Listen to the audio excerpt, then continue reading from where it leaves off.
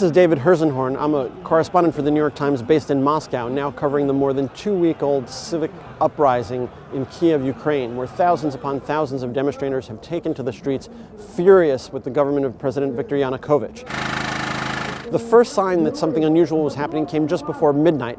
All of a sudden there were intermittent power outages in Kiev, something that residents here say rarely ever happens, and then the lights were out for good.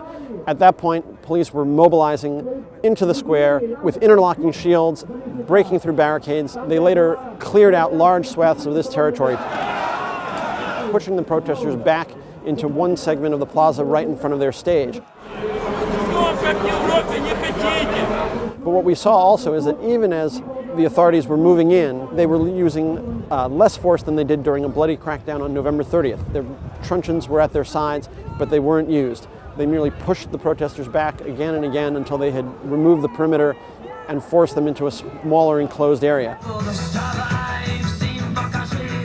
We also saw this strange parallel situation that we've seen virtually every night, where at some points you have angry protesters demonstrating loudly for the resignation of the government, and at the same time one of the biggest street parties you've ever seen, with music acts on stage, people dancing to keep warm, singing along. Every hour or so they'll sing the Ukrainian national anthem.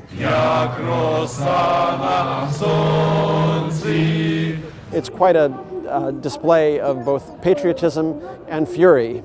By about 10:30 this morning, the security forces pulled back, having left a rather cleared space at the north and south entrances to the plaza.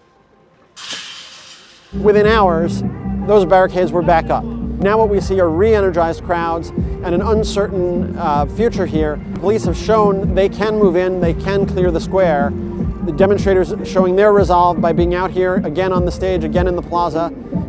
So it'll be an exciting few days ahead.